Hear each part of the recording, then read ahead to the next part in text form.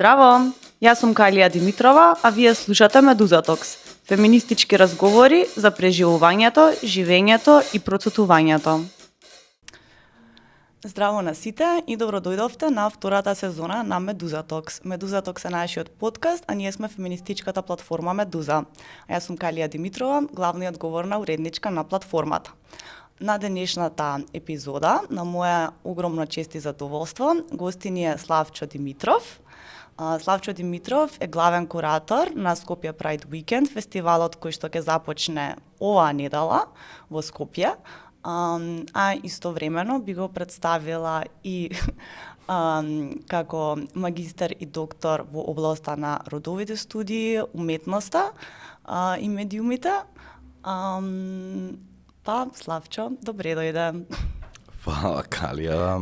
Дали може би сакаш, бидејќи си мој прв гостин во оваа сезона и очигледно тешко ми тргна твоето представување, да додадеш нешто во тој поглед, а јас секогаш мислам дека е доста феминистички луѓето сами себе да се представуваат на начин на кој што сакаат и како се чувствуваат денеска.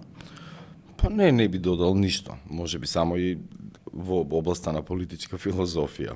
Така е. Инаку ова го поминавме пред да почнеме со снимање, но Славчо Димитров прави толку многу работи што човек понекогаш е тешко да ги сублимира во една реченица. Славчо, како што веќе спомнав, поводот за нашата мала емисија денешна е Скопје Pride Weekend, фестивалот кој го курираш веќе 12 години. И иако не ни треба посебен повод за да си разговараме на оваа тема, односно за фестивалот кој што го славиме како наша свадба еднаш во годината, дали може да го започнеме разговорот со тоа што би го представил фестивалот некако поопшто, може би за луѓето кои што не дошле се уште, не се запознаени со концептот, така една како еден општ опис за пораките кои што ги носи и која е главната цел на истиот. Скопје Pride Weekend е фестивал за квир уметност, култура и теорија, чисто фокус е ставен во најголем дел од програмирањето низ изминативе години на перформанс уметноста или перформативните уметности, вклучувајќи перформанс арт, вклучувајќи танц, но и други визуелни уметности кои што во фокус или медиум на израз или начин на адресирање на присутната до публиката е преку афектите и телесноста. Меѓутоа тоа е едниот дел, она што е значено за нас е квир одредницата на фестивалот. Тоа не подразбира само LGBTI+ идентитетски одредници, туку подразбира политичка позиција, подразбира филозофија на живот и подразбира неко социјално позиционирање кое што е интерсекциско, кое што гледа на прашањата за родот и сексуалноста во интерсекција со раса, здравје, класа, општествен статус и други одредници категории, и кое што ја поставува политичката позиција како отпор кон нормалноста и кон нормативноста, како форма на живот со која што се приспитуваат сите здраворазумски категории со кои што живееме. Значи, една одредница во која што можат да се сместат и препознаат повеќе луѓе. Покрај уметничкава пракса, една од целите на фестивалот е и промоција на квир теоријата, или она што е и родова теорија, феминистичка теорија, современи критички теоретски тенденции и така натаму, затоа и честопати во рамки на фестивалот имаме не само и предавања на светски реномирани теоретичари од овие области, туку и издаваме, преведуваме текстови од оваа област, нешто што ужасно многу недостасува во македонскиот контекст, бидејќи во нашето издаваштво, освен неколку мали изданија, неколку значајни изданија од пред веќе речиси 2 децении, не се преведува нити квир теоријата, нити феминистичката, родовата теорија, и така да се обидуваме да го пополниме и тоа празно место. И нормално она што е значено е дека фестивалот и просторите што ги креира треба да бидат платформа за промоција на квир културата, на квир социјални форми на живот, практики на отпорно и место во кое што заедницата ќе може и да се креира преку постојано дружење, размена и така натаму. Ете тоа. Ти благодарам. Ете тоа на кратко. На кратко.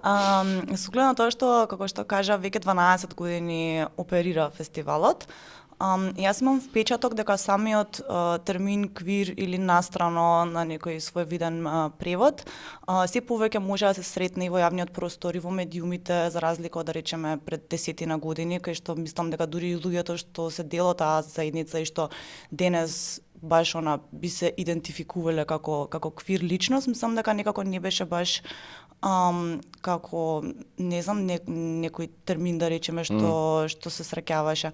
Па ме интересира, мислам не мора да се задржиме на терминот, но ме интересира затоа што си имал можност некако да ја следиш таа состојба низ многу години.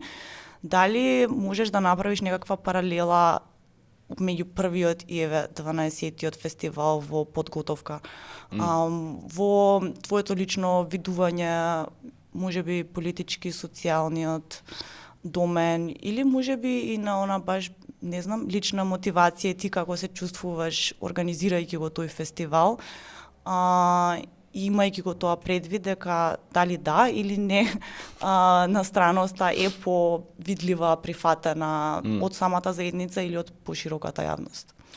Да, неколку работи отвараш овде, ќе се обидам на кратко да пројдам низ три, да речеме. Првата е да има голема разлика од почетоците, тоа е веќе пред не само на фестивалот, него воопшто на некаква дискусија за квир и за што подразбира квир позицијата или прашањето на страноста, нешто на што јас инсистирам да се користи кај нас, бидејќи мислам дека квир е веќе премногу на глобално ниво и од домакинет, некако фамилиаризиран термин и во академската и во пошироката културно-социјална сфера. И на англиски изговорен го нема она острило, она боцка која што за оние кои што се native speakers на англиски и во историскиот контекст во кој што првично почнал да се појавува тој термин го имал. Нели тоа навредливо, стигматизирачко, деградирачко значење на термин кој што се обидува да те исклучи од човештвото на своевиден начин и стратегијата на квир луѓето, на страните да го преземат овој термин, да се идентификуваат со него и на тој начин да му ја одземат силата да повредува, но од друга страна и да се позиционираат политички преку таа себе идентификација, која што не е нужно идентитетска. Напротив, и она што е некако дел од квир историјата и критиката на идентитетските политики, тоа дека се геј, лесбика, хетеро или и така натаму. Туку е многу повеќе некакво позиционирање, значи не нужно е само еден од идентитетските термини во тој амбрела LGBTIQ, значи јас се спротиставувам на тоа користење на терминот и на почетоци и многу повеќе значи политичка позиција. А на почетоците беше ужасно тешко. Јас кога почнав да зборувам некако за квир на почетокот, тоа беа блогосферата кога уште беше активна, имав големи расправи со луѓе од заедницата кои што одбиваат да се идентификуваат со тој термин, кои што сметаат дека тоа не е правилниот начин да се води политика, дека премногу е навредлив и патологизирачки терминот, дека треба да се покажеме дека сме добри, некако понеутрални термини ја користиме. Меѓутоа тоа се разбира прашање на позиции. Денеска тој термин е многу подомакинет, како резултат на многу ствари, на глобално ниво е одомакинет, стана некако веќе безболен термин за амбрела термин повторно за сите овие нехетеросексуални идентитети, сексуалности и така натаму. И многу почесто се среќава во просторот. Јас и кога пред повеќе години кога работевме со сега веќе покојниот Огнен Чемерски на преводот на тој култен и извореден превод на Девид Халперин како се биде геј, одлучивме дека ќе го користиме како превод настраност и различните деривати кои што може да се извлечат од тој. А наместо квир, квир да го користиме само како некаква усвоена атрибуција за квир уметност или теорија, бидејќи се како усвоени некакви меѓународно термини или концепти или практики и така натаму. Сега, у однос на фестивалот, само мала назнака, значи јас официјално во овој формат во кој што е сега фестивалот го курирам 9 години, иако постои 12 години. Првите 3 години беа прилично помали некои настани кои што беа исклучиво community based, но од пред 9 години почнав да го курирам и идејата беше да се направи едно изврсно екселенси програмирање во смисла на представување на уметничка содржина, и да има секоја година фестивалот некаков концепт кој што ќе тема, проблем кој што ќе доаѓа од историјата на квир активизмот, од феминистичките борби, од теоријата, од актуелните општествени горливи прашања и така натаму. И ќе носи имиња кои што се на глобално ниво релевантни, не само за квир и феминистичка уметност, туку воопшто во уметноста, во теоријата и така натаму. И мислам дека низ годините има многу промени, а мојот впечаток е, не дека сега сум некако нескромен, ама она што го имам као впечаток е дека низ овие години си има изградена некаква публика и постојано се гради нова публика, особено бидејќи генерациите се менуваат, има многу млади луѓе кои што се многу поотворени за различни содржини, кои што се и политички похрабри, иако има и се разбира помеѓу младите генерации такви кои што се политички поасимилационистички настроени. Меѓутоа, прифаќањето и желбата за таа програма, за тој тип на содржини, за гледање на некакви нови тела, нови практики, нови уметнички изрази, мислам дека е силна и тоа се гледа во интересот на публиката за овие содржини. И тоа мислам дека е значена промена. Тоа е поврзано и со третиот дел од ова што ме праша, со промените општествено политички. Промената е ЛГБТ заедницата во државата, променета е активистичката сцена, многу е поголем бројот на луѓе кои што се вклучени во овие борби, развиени се помали или веќе и некоја сцена која што и дрек сцената, значи има некаква храброст на луѓето и самоорганизирано да креираат и колективи и да презентираат содржини. Пројдовме низ значаен историски политички процес на шарената револуција, на менување на авторитарна и хомофобична власт, па некако релативно порелаксиран период со исто така подеднакво неспособна политичка власт и сега влегуваме во една нова фаза која што ќе видиме каде ќе не однесе. Меѓутоа има многу промени, не знам. Ќе се видиме за една година тука коментираме политичката реалност.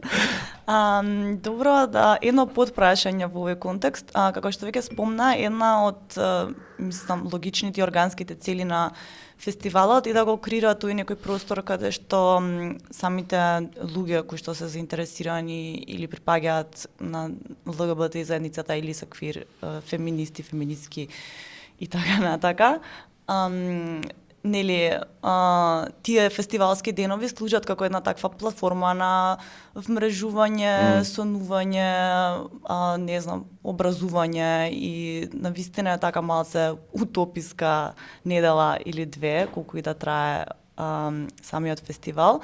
На кој начин и дали мислиш дека овие денови прават ехо во просторот надворот тие надворот тој мал фестивалски свет кој што го креирате?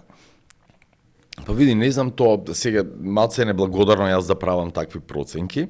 Меѓутоа, прво самиот факт дека влегуваме и дека праксата изминативе години беше, и тоа беше интенционално, дека фестивалот нема да биде, како што честопати знае да биде праксата, да речеме, со квир некои фестивалски програмирања, нема да биде оставен у исклучително андерграунд простори, иако тие ни се важни. Туку интенционално сакавме да влеземе во бедемите на културата и на уметноста, маци сум ироничен се разбира, меѓутоа со цел да се обидеме да ги трансформираме одвор на трети институции кои што самите знаеме многу добро, ретко имаат храброст или знаење воопшто да презентираат феминистички и квир уметнички содржини, а уште помалку па перформативни уметнички содржини, особено во Македонија, со исклучокот на, не знам, на Локомотива и пар други индивидуалци или иницијативи, перформанс уметноста во Македонија скоро и да немаме и овој фестивал е некако исто платформа за тоа.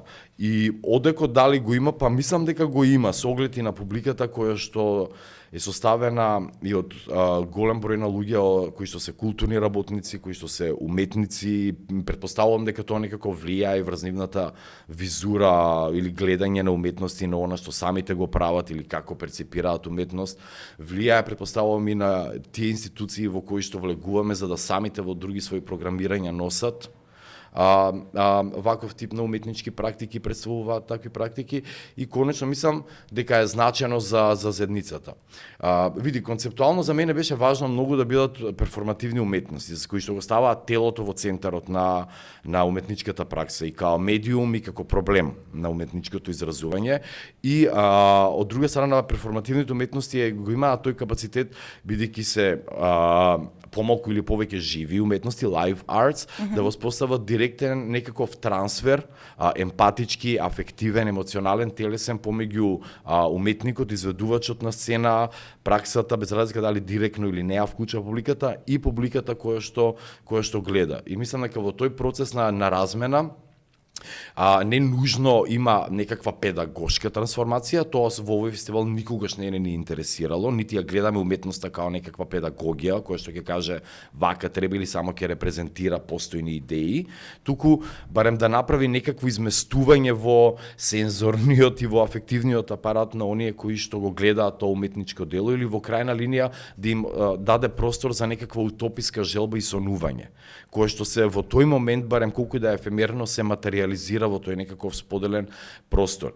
И после представувањето, завршувањето на тој перформанс, на таа танцова изведба или на таа изложба, луѓето да заминат дома сепак со малце некакво изместено чувство и перцепција, кое што не знаеме, не можеме да антиципираме, искалкулираме како ќе ги промени, дали ќе ги промени, меѓутоа сепак ја отвори нивната ваква перцептивна рамка. И мислам дека во таа смисла се случуваат некои поместувања кои што не можам во целост да ги антиципирам, меѓутоа мислам дека и на квир луѓето им значи можност да видат, не знам, црни, кафеави, не бели, транс, родово небинарни или пак квир воопшто тела на сцена кои што создаваат некаква ултра паметна, концептуална, проблематична, политички жестока содржина, поради што и честопати сме имали и остри реакции во јавноста, се разбира, од морално пучанство.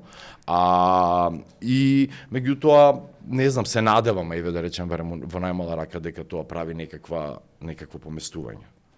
Па да, еве, јас како посветена публика можам да кажам дека некои од стварите што ги имам проследено на фестивалот ми имаат И па драго ми е. Изместено, да речем.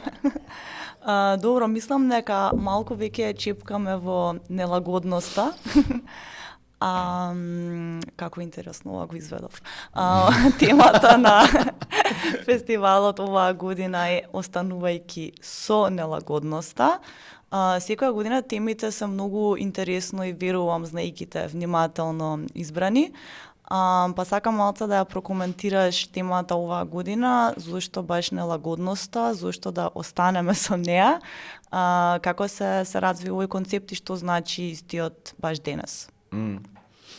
Види, на прво ниво, и тоа е важно да го кажам, бидејќи во основа е битно како некаква феминистичка етика или феминистичка и академски политичка позиција, оддавање на почит на оние феминистички квир пријатели, мислители, преку кои што и со кои што заедно мислиме, кои што ни помогнале да се промениме. А тоа во овој случај и оваа година е Лорен Берлан, која што минатата година почина, која што во последните години од животот се идентификуваше и како non-binary, како небинарна личност, меѓутоа и беше дел од нашиот фестивал пред неколку години, кога исто еден темат на фестивалот Суров оптимизам беше инспириран од нејзин концепт, од нејзина книга и која што некако мислам дека е една од најзначајните имиња во оквири феминистичката теорија во последните неколку декади. Посхумно беше објавена книга од Лорен Берлан, On the Inconvenience of Other People, која што мислам дека е mind-blowing и маестрална. И секогаш како и Лорен Берлан, незиното пишување е провокативно, загадочно, комплицирано, знае да биде тешко, меѓутоа е стварно онака не изместува од сите категории преку кои што мислиме и живееме. И првиот трибют е на ова, као давање еден посхумно почит на авторка која што е значајна за се она што ние го правиме денес и можеме да го мислиме воопшто. Тука има уште неколку имиња од феминистичката и од квир теоријата кои што се значени, кои што ме мотивираа за овој концепт.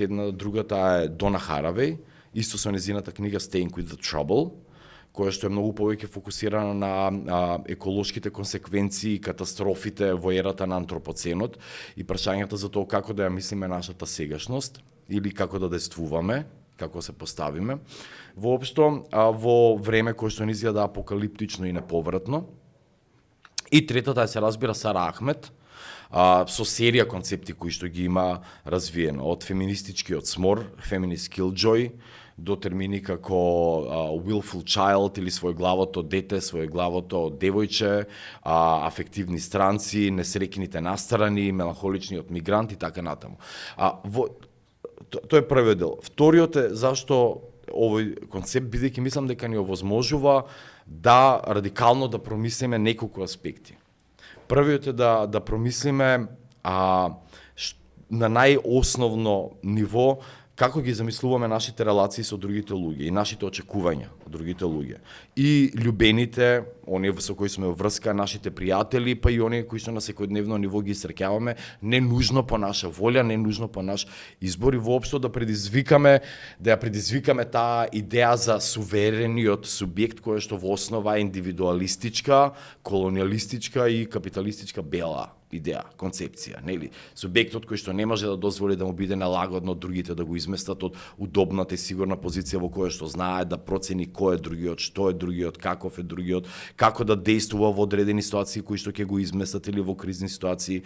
Секогаш има една торбичка со алатки што се спремни да бидат искористени како решенија на некои проблематични ситуации кои што бараат да се адаптирате. Знаеш, нелагодноста како афект и чувство подразбира дека малце ти изместува во телото и не знаеш каква поза, телесна шема да заземеш, но и како да изреагираш во тој момент и сакаш да се повлечеш, но во исто време и не можеш да се повлечеш. Тука си едноставно во оваа сегашност, во оваа ситуација ставен со другите и мораш да направиш некакви adjustments у таа ситуација, знаеш да го адаптираш својот апарат преку кој што перцепираш, чувствуваш, мислиш и како да се поставиш наново со другиот кој што те ставил во таква ситуација. И ни укажува тоа дека ние не можеме да очекуваме од другите, мораме да расчистиме со тие идеи еднаш за секогаш што ги имаме за релациите со другите, значи сите овие релации кои што треба да бидат сигурни, извесни, мерливи, пресметливи, јасно спознатливи, одредливи, дефинирани, дека треба да се отвориме и воопшто нашето искуство ни кажува дека ние не само што сме секогаш отворени, туку ние го имаме она што го нарекува Берлан нагонот или поривот за нелагодност. Сакаме да бидеме изложени на нови средби, на ситуации кои што се малце чудни, некомфорни, меѓутоа кои што не отуѓуваат од закоравените, хабитуирани шеми во кои што функционираме секојдневно. И ако се научиме да живееме во тие ситуации на нелагодност со другите, тоа значи дека ќе оставиме простор да живееме и со амбивалентноста, со нејаснотијата која што ни ја нудат другите околу нас. И ќе отвориме можност ќе отвориме на тој начин можност да ги некако да создадеме нови некои Берлан ги нарекува преодни, трансформативни инфраструктури. Знаеш, во кои што се наоѓаме сега во оваа ситуација во која што живееме, која што е на политичко ниво, сега веќе преминуваме од ова, значи микрониво. Но во оваа ситуација која што е ужасно тешка, комплексна, која што ни изместува живееме во кризни времиња, знаеш, не ни помагаат алатките и идеите што ги имаме за добриот живот, за љубовта, за семејството, за нацијата, за глобалниот поредок, за субјектот, за телата, за родот, за сексуалност и така. Не ни помагаат онака како што ги знаеме тие категории да навигираме низ оваа сегашност која што е кризна, скршена и така натаму, има некаков глич во сегашноста. И во таква ситуација што ќе направиме? Едната опција, кои што се најдоминантните опции, за нив зборува, например, Дона Харавеј, е да се повикуваме на идеалните мината. Make America Great Again, старите добри мината или стариот добар живот. Другата опција е да заглавиме во минатото дека е ужасно болно. Од наспротивна страна се наоѓаат, оние Харави ги нарекува техно решенијата, вербата од една страна дека ќе ја спасиме иднината со некакви магични божи трикови или со техниката, технологијата ќе решиме све вака во еден момент, или другото е дека па сме цинични, резигнирани, као нема иднина, тоа е тоа, the things are done. И сега ако одлучиме колективно, значи не индивидуално, колективно да останеме во нелагодноста на оваа ситуација во која живееме, во оваа тешкотија во која што живееме, со проблемот во кој што живееме, значи камаце ќе пробаме, Лорен Берлан вели, ја обожавам таа фраза, to loosen your objects, да ги разлабавиме објектите во кои што инвестираме желбено, фантазматски, така натаму. Значи не да ги отфрлиме објектите, не да ги замениме со нови, туку дај да видиме какви нови конфигурации можат да произлезат во оваа густа сегашност во која што овде живееме. Нештота не се затворени, не се дефинирани. И јас, и ти, и институциите во кои што живееме, релациите со кои живееме се материјални, полисемични, многозначни, во различни контексти функционираат различно, во различни времења функционираат различно, во различни простори функционираат различно и добиваат нови се материализации структури, да пробаме да експериментираме во оваа густа сегашност во која што се наоѓаме, во овие кризни времења и да видиме какви нови конфигурации можеме да направиме, да креираме во оваа сегашност.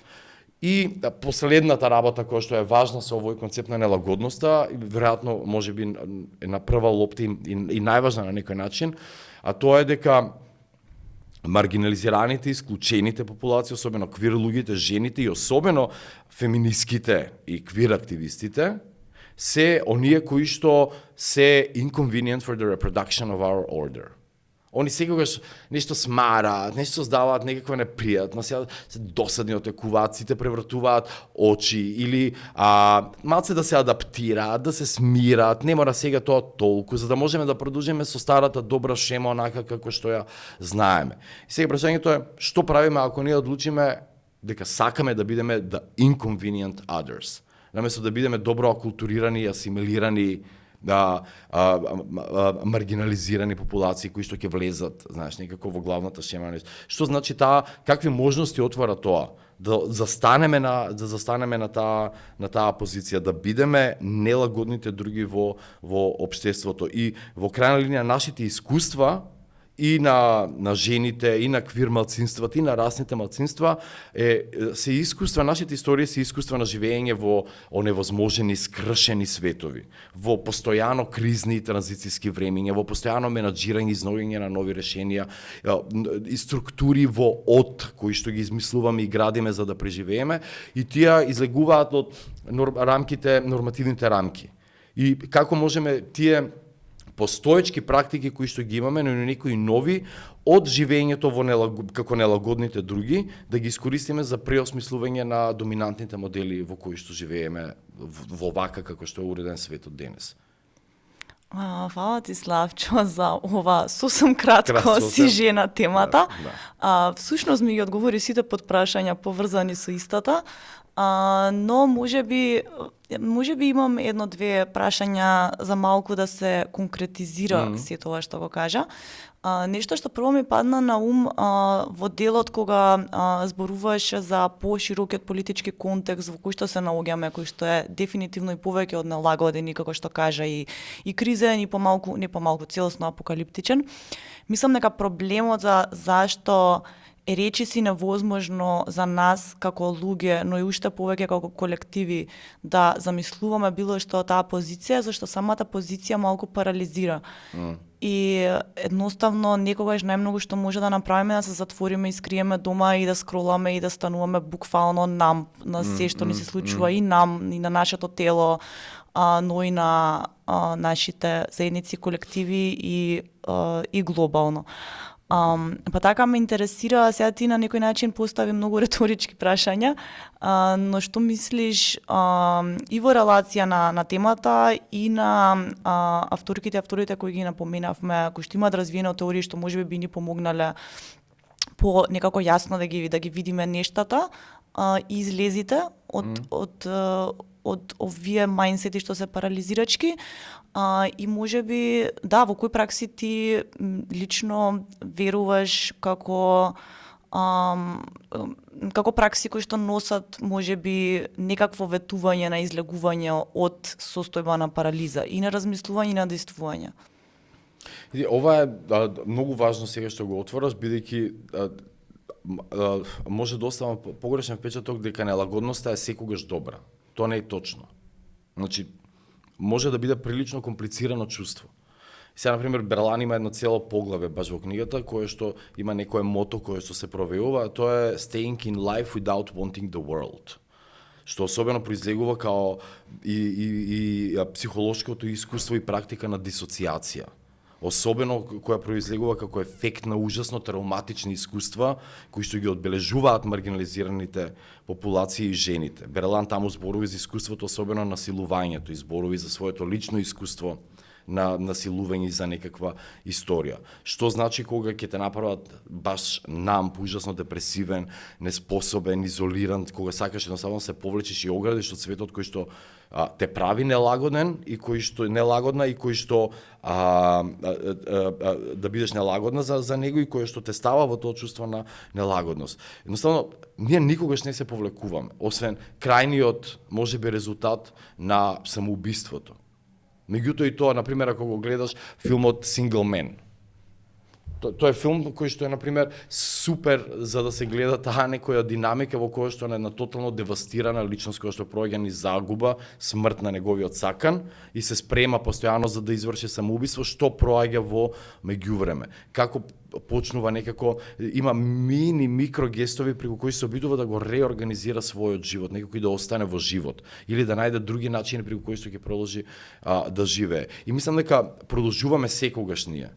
Продолжуваме и ќе останеш дома, ќе најдеш начини, ќе слушаш музика, ќе се обидеш да правиш нешто да му дадеш смисла на твојот живот, или ќе работите кои што те можеби повредили, ќе се обидеш да ги некако пак тоа разлабавиш, реконфигурираш, да направиш нешто друго со нив, или да направиш нешто друго со животот. Пак копнеш и го имаш тој порив за другите, нека си двајца или една личност околу тебе, меѓутоа сакаш да продолжиш да го живееш животот, но не нужно на начинот на кој што светот е организиран сега.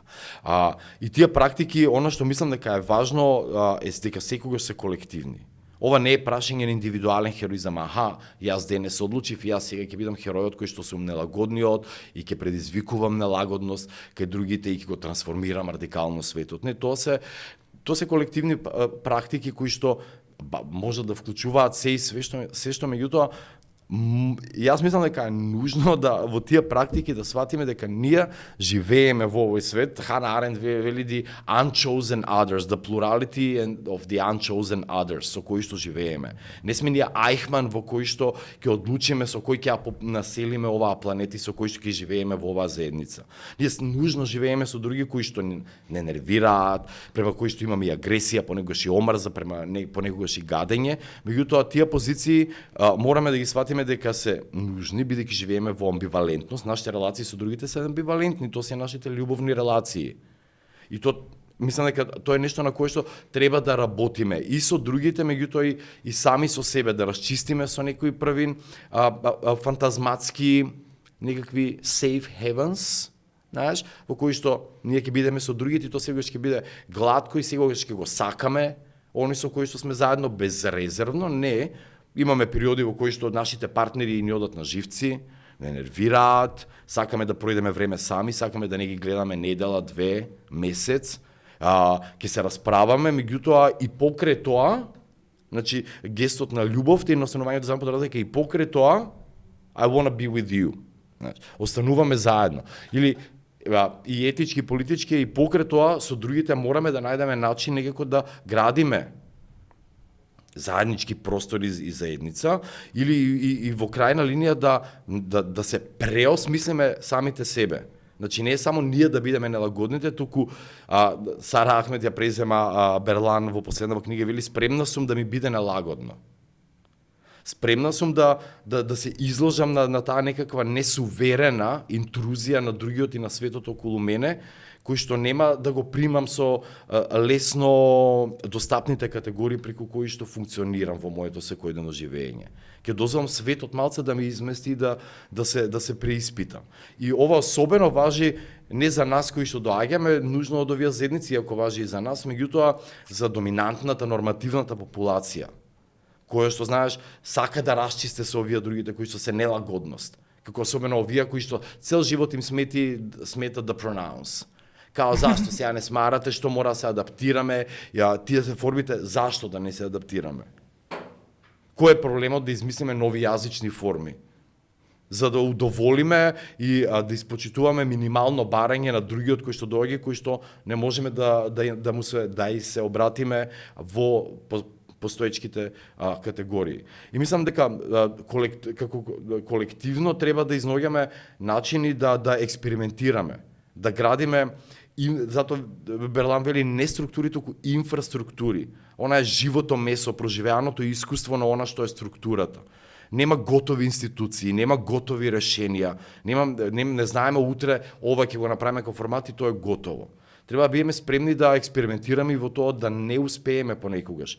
Ама да видиме и кога ќе направиме една добра и успешна структура која што мислиме дека во моментот е супер ни функционира, треба да бидеме спремни дека the times they are changing и дека можеби за година дена ќе дојдат луѓе кои што нема да бидат веќе нема да се чувствуваат лагодно во структурите и формите кои што сме ги развиле и дека тие треба да бидат секогаш во преодни, транзициски инфраструктури со кои што ќе возможиме да преживееме први ние.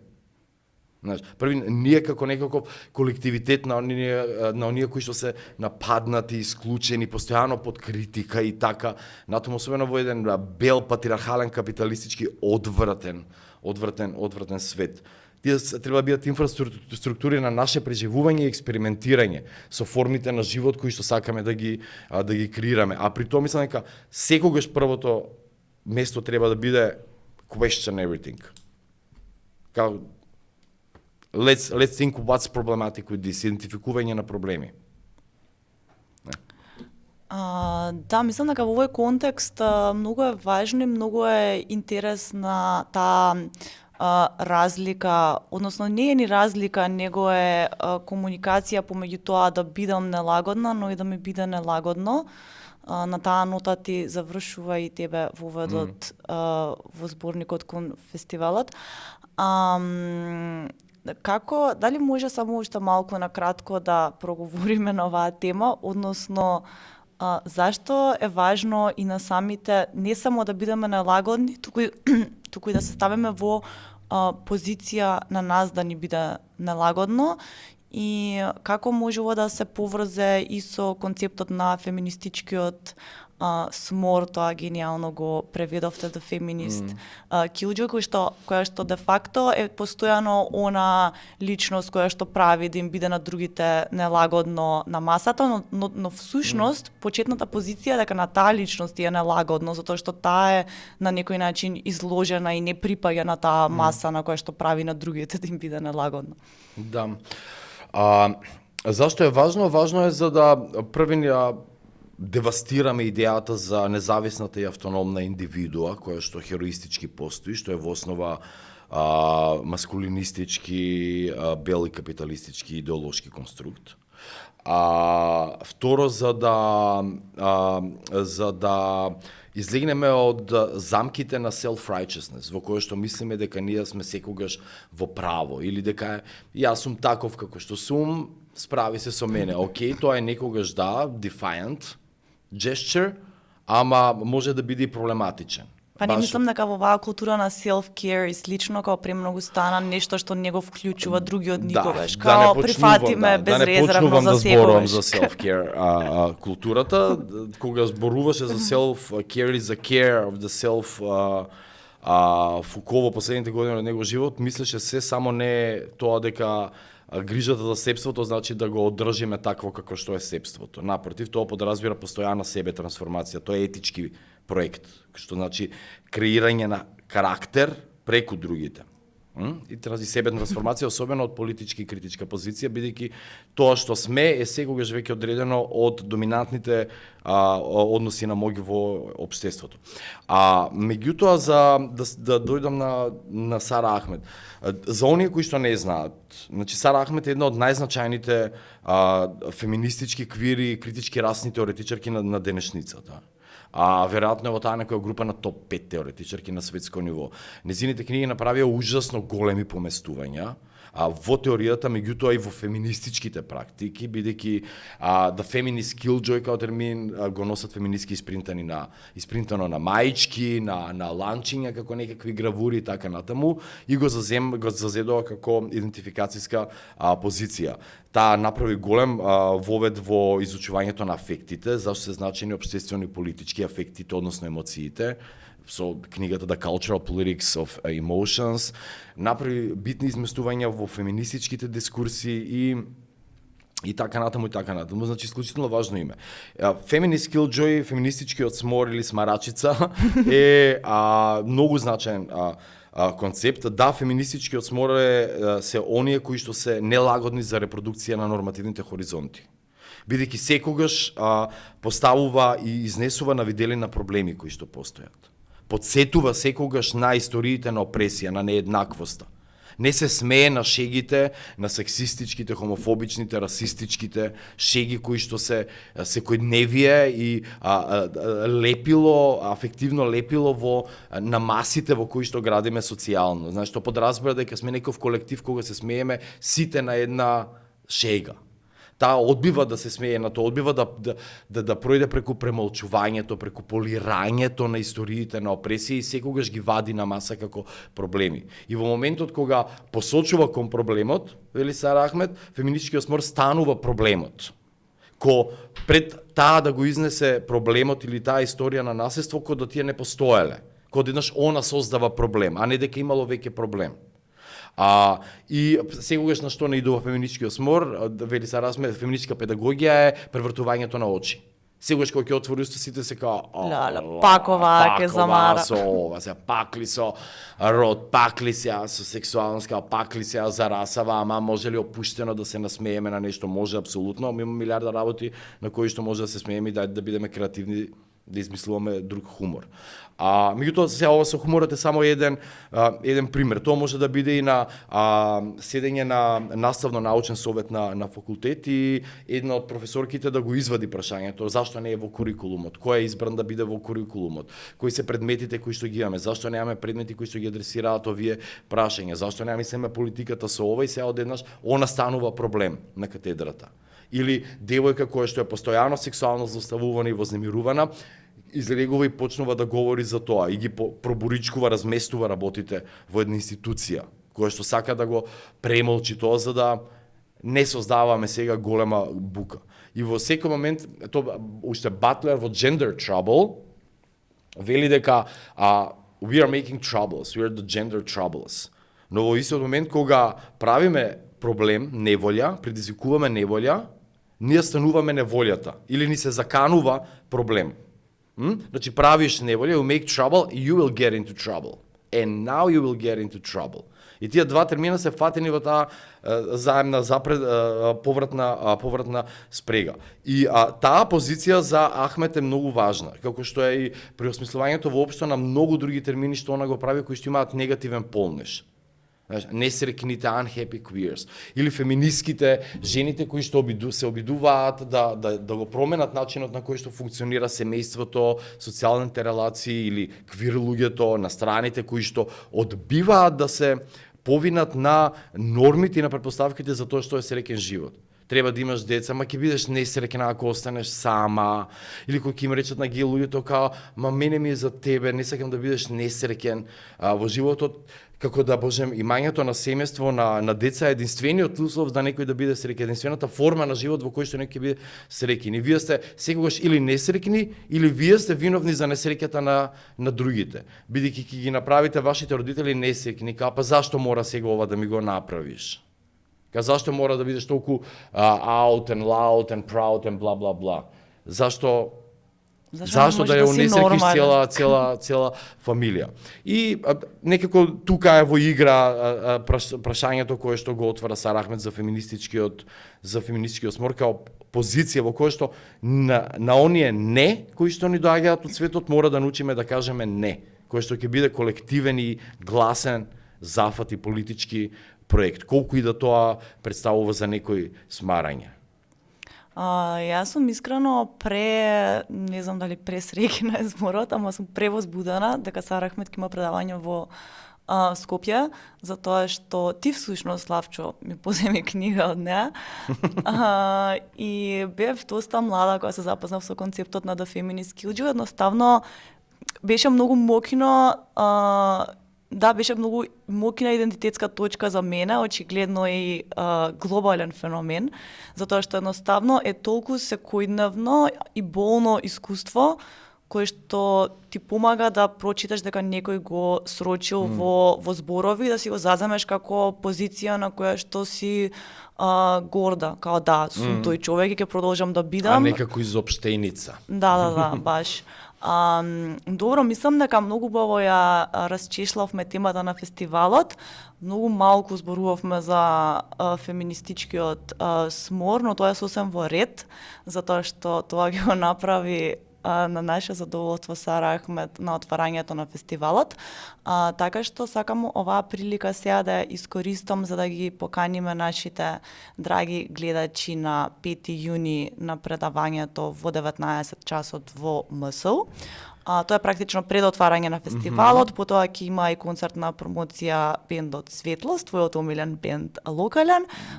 И сега ти давам простор сосем на кратко, иако знам дека ќе кажеш дека ништо не се пропушта од програмата, да кажеш што може да се очекува од програмата и на таа нота да го завршиме овој прекрасен разговор. Оваа година имаме All Stars Starstruck програма покрај Сара Ахмед со која што имаме пред отварање и Светлост промоција на новиот албум, значи тоа е во Музеј на современа на 5 во среда, а официјалното отварање One More Star со лајв концерт на Мики Бланко, кој што доаѓа во станица, клубот со opening act пред Мики Бланко, Gypsy, балканска R&B звезда доаѓа од Белград и DJ сет на Ивана Дракшич за ужасно ефтини карти од 250 денари достапни на другата страна .com. После овој дел, овој прв блок имаме два перформанси кои што се два современи нови танц перформанси. Едниот е на Харалд Бехарие, кој што има јамајканско и норвешко потекло. Минатата година ја зеде наградата за најдобар современ танц во Норвешка и зеде награда на големиот европски фестивал за танц во Виена. Ја зеде наградата за најзначајно ново дело и уметник во областта на современиот танц, заедно со уште две други девојки кои што исто доаѓаат на фестивалот, Маргарита Алфераидо и Маријана Бененге. Едната е португалка, другата е конго-француско потекло, кои што имаат танц, исто така танцово дуо. Овие два перформанси се во МКЦ. Харалд Бехарие со танцот Бати Бој, што е јамајкански навредлив термин за педер. Е на 10 јуни, понеделник во МКЦ. Јас мислам дека тоа ќе биде еден од најдобрите перформанси во историјата на фестивалот. Мислам дека е тотално mind-blowing. Харалд и подеднакво добар е на 15 перформансот на Лаунч на Маргарида и на Маријана. И затвараме традиционално со срамота, со Прич вечер на раскажување на квир приказни во театар комедија, можеме да ја откриеме на публиката пред официјалната најава дека ти ќе бидеш една од говорничките која што ќе раскажува приказна. Така е, драги гледачи, ќе можете мене да ме гледате во мојот прв обид за стендап од 10 минути. Само ако ми дадеш, морам да кажам дека за дизајнот оваа година на фестивал, бидејќи ни е клучен исто дел секоја година, изработи оригинален и нов цртеж Христина Ивановска, нашата современа феминистичка уметница, за основа на незината типографија, која што таа ја има создадено, архетипотворена форма во која што ги нема вертикалите и хоризонталите како доминантни организацијски принципи и кој што е извонреден цртеж, така да тоа е основата на дизајнот оваа година за фестивалот, кој што го подготви дополнително Игор Делов. Фала ти, Цаци, за оваа финална забелешка. Може би исто така за крај да кажеме и дека зад фестивалот стои еден многу посветен, одличен тим што најдобар на целиот свет. Најдобар тим од Стефан Богески, Љубомир Физов, Мања Величковска и оваа година ни се приклучија Јован Јосифовски и Грација Атанасовски, се разбира нашите омилени партнери Медуза. Така е. Јас исто така ептен нај за крај сакам да кажам дека зборникот на фестивалот делот ќе може да се зема на фестивалските денови. Делот со држините ќе бидат пренесени на Медуза. Ова го потенцирам затоа што се стварно извонредни нешта за читање, ментална гимнастика на македонски. Тоа е тоа, супер денови се пред нас. Фала ти, Славче, што беше мој прв гостин во втората сезона на Медуза Токс. Фала, Калија. Се надевам дека ти беше пријатно. Да. Може сега да одиме негде да јадеме. Фала ви на сите што не слушавте и се гледаме на фестивал. Чао! Чао.